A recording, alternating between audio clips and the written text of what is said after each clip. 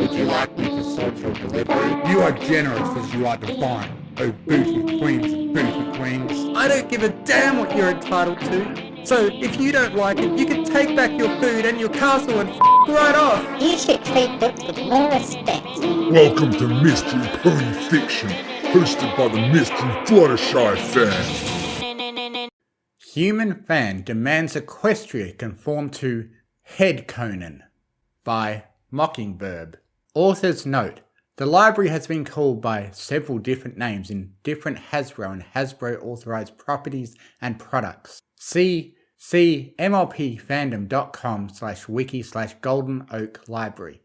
You can see the library's 3-in-1 front door if you look closely at the screen cap in this story's cover image.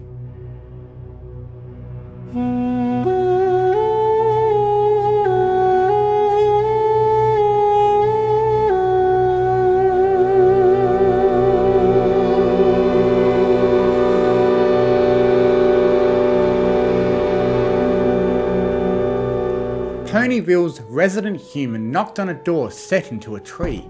"Yoo-hoo!" he said. "Any pony here?" A minute later, the bottom left and bottom right portions of the door opened. "Sorry," a little dragon said, looking up at the human's face. "I'm short. I can't reach the latch or doorknob for the upper door. And that's another thing." The human said. "What? You don't like that I'm short? Maybe I don't like it either. It just doesn't make sense that Ponyville's public library would have 3 doors in one doorway. What's the point?" "I don't know," Spike shrugged. "I didn't do it. The library was this way when Twilight and I moved in. But why would any pony have built the Golden Oak Library this way?" "Golden Oaks?" Spike said. "What?" "Golden Oaks, plural. But it's just one tree. How can—" "Oh, forget it." The man got down on hands and knees to crawl through the space under the door's top half. He stood to look at the bookshelves. "I used to fantasize about someday being sucked into Equestria and meeting every pony and getting to live in a wonderful world of magic. But so many things are just wrong. Even the Golden Oaks Library.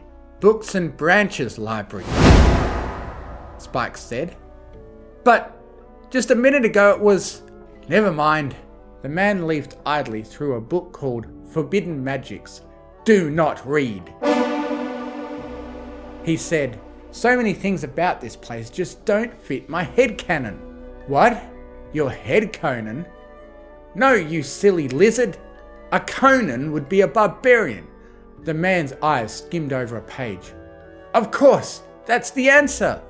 Spike quirked his eyebrows. "The spell on this page," the human said. "I can cast a spell across dimensions to summon a fierce barbarian from another world, some muscular man with a big sword and fur trousers, or armor plate swim trunks." "Another world?" Spike asked. "Do you mean, like, another planet?" "Sure, I don't care. Earth, Mars, whatever. And my spell will fill his mind with an exact duplicate of my own precious fanon knowledge about MLP. My barbarian will understand the truth, and every pony and everything should be exactly the way I think they should be." Spike frowned. "Are you sure that's a good idea? When Twilight tried a mind control spell, it didn't go well at all. Unlike her, I understand how things should be done in this world." The man reached into a human-style saddlebag on his hip. Definitely not a purse or fanny pack. He pulled out a plastic horn with a long elastic strap. Definitely not a party hat, and put it on his head. Light swirled around the hat horn and struck the library floor, where it disappeared into a momentary dark hole into another dimension. "Wow," Spike said. "That sure was something. Now what do we do? Run away?" "No," the man said. "Now we wait."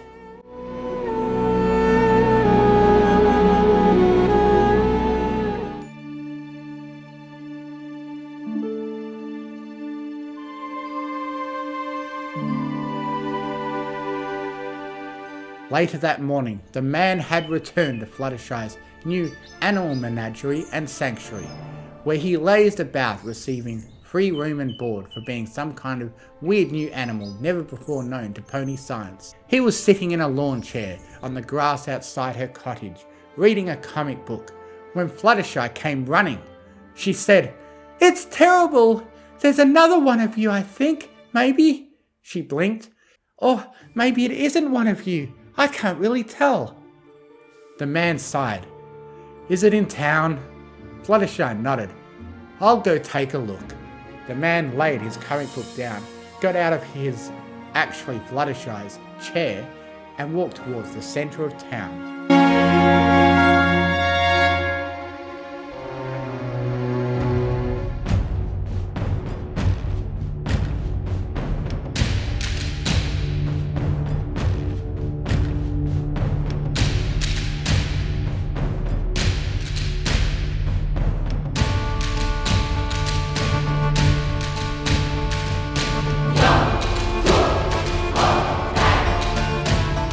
"This is wonderful," he said. "A genuine human barbarian. Look at that precise sword work and those high quality steel plate short pants." "Is that what he's wearing?" Fluttershy said from somewhere further back. "Of course! Watch him slicing the heads off of those non-canon compliant flowers. Don't you admire his strength and skill?"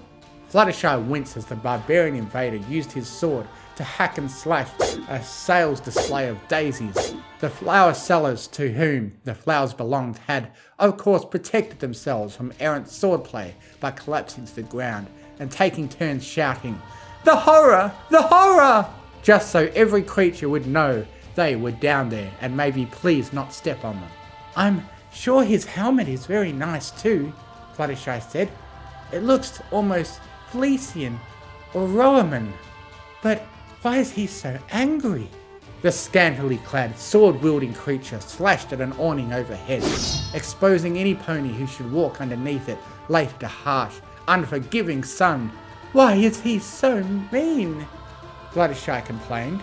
"Well, he must be my head Conan, a barbarian from another world who destroys anything inauthentic. The awning's colour must not match one of the My Little Pony episodes, or maybe one of the movies." Sweetie Belle, Applebloom and Scootaloo ran directly towards the havoc. "Cutie Mark Crusader, evil creature tames, go!" they shouted as one. Sweetie Belle's horn spewed a small tendril of magic at the invader. The tendril wrapped around the sword, tugging at it. Inappropriate! The invader shouted. Sweetie Belle is girlish and timid. She would never confront a muscular barbarian larger than herself. Fluttershy snorted. "Has he ever heard of the Cutie Mark Crusaders? Timid is not the word for them." The creature swung a sword at Sweetie Belle, striking at her neck. Instead of blood, a clang was his reward. "By the lost sea of Mars," the creature shouted. "you are not a proper unicorn filly at all, but some kind of infernal machine, not canon." He swung again and again, making the town square sound like a blacksmith's convention, or perhaps a drunken hobo trapped inside an extra-large commercial trash container. He shouted remarks like, "Begone, metallic witch!" Beside Fluttershy's pet human, Twilight strolled up. "Hello, Humie. Do you know anything about this?" The human said. "I thought so," Twilight replied. "This is wrong," Humie complained. "You're a nerd without even the smallest trace of social competence. You shouldn't be able to notice that I'm hiding something." Twilight poked his side. "Ponies change, my little Humie, and everything that happens in what you call canon implies that more things happen the rest of the time in what I think you've called off-camera. Otherwise, between the times you call episodes, every pony would starve to death, or freeze, or just die of boredom or something like that." "But how do you excuse Sweetie Belle being swordproof? That is not appropriate at all!" Twilight snorted. "And a human walking around Ponyville is appropriate? Look at yourself, Humie. What possible excuse do you have for being here?" "Megan, G1. Megan provides a precedent which justifies my being here too. Your name is not Megan. Your being here can only mean one thing, Humie. Don't you know that?" The man glared at his little purple interrogator. Twilight answered her own question. This world is AU, alternate universe, not what you call the original Atoll. No! The man shouted at the heavens. Not an AU! No! No, no, no, no, no, no, no, no! Ah! A fate worse than death! Twilight chuckled. With one hoof she pointed at the swordsman, whose helmet had now slipped forward under a Pegasus barrage of stones from above, blocking his vision as he swung and chopped at nothing. Twilight shouted at the sword-wielding invader. Hey, you with the sword, over here! There's a human in Equestria! That can't be right, can it? Straighten your helmet so you can see, and take a look! The new arrival reached up with one hand to strengthen his helmet. You! He shouted at the Hume. You do not belong here! Wait! Hume pleaded. You must not harm me. I cast a spell that brought you here and gave you your special abilities. The barely armoured swordsman squinted at Hume. I should have thought as much. You have the weak, pasty look about you of one of those cowardly scientist sorcerers who, tales say, live in hidden caverns beneath Barsoom's surface. The fierce fighter spat upon the grass. If your spell brought me here, then perhaps by defeating you, I can win my freedom and return home. He charged at Hume, who stood frozen in place. Two muscular arms lifted the sword high and brought the blunt hilt down against the top of Hume's head, as if to knock the earth human unconscious. In a flash of light, both the swordsman and Hume disappeared. Every pony stared at the suddenly empty patch of grass where the two humans had once been. Applejack, approaching from the other end of the marketplace, was the first to speak. What happened here? She asked. I'm not sure, Spike said. Maybe comedy? One of the flower sellers sat up. A strange creature from another world appeared and attacked ponies with a sword, threatening to destroy any pony who didn't meet his idea of how Equestria should be. Obviously horror! You always say horror, a passerby complained. That doesn't mean horror can't always be the right answer, retorted the flower vendor's sister. Equestria is full of monster attacks and threats to enslave all the ponies or turn us into strawberry milch cows or something like that.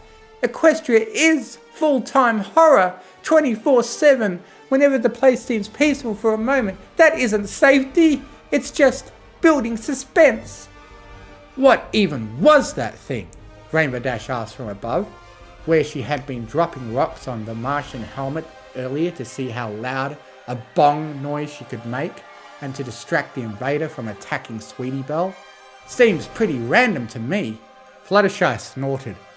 Hume always was complaining about how his bed wasn't comfy enough, or me having a love affair with another pony wasn't canon, or Angel Bunny didn't taste good the day I was away, and Hume caught and roasted the little rabbit. She snorted again. A day with Hume around was always full of drama. Doesn't a creature from another world make it sci-fi? Scootaloo asked. I'd ask my parents, but, you know. Rarity shrugged. No pony seems to know for sure. I suppose the true answer is a mystery, but I do know one thing for sure. What? Sweetie Belle asked in a robotic voice. Hume is finally gone, and Ponyville should be a lot more peaceful from now on.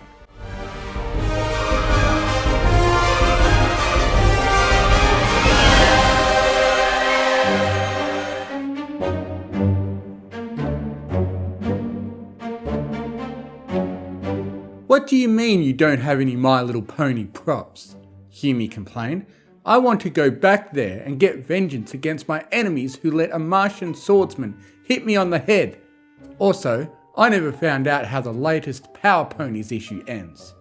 A glove salesperson said from under a black hooded cloak. I'm all out. I suppose I could charge you a high price for a hairbrush and tell you to go brush yourself, but you wouldn't like where it would really send you to. Where would it send me to? Ever heard of She-Ra? Have I? Didn't she work with He-Man fighting Skeletor? That sounds great. The man reached into his fanny pack, pulled out a handful of Equestrian gold coins. "I'll take it. It's like 2 franchises in one." The salesperson laid the hairbrush on the counter. "I assume you're fine with talking horses, but how do you feel about LGBTQ issues?" "What?" The human blinked. "There wasn't any of that stuff in He-Man. You must be confusing He-Man with something else." Hughie picked up the hairbrush. Under the hood, glinting eyes narrowed at the pushy customer. "You know there was a reboot, right? Maybe you shouldn't take..." "Humph, that was Netflix only. It doesn't count." Hughie felt something pulling him backwards, into nowhere in particular. "Oh, poodles, maybe it does count." A moment later, without so much as an "excuse me" from a pimpled security guard, Hughie was gone from the dealer's room. It was almost as if Hughie had never existed at all.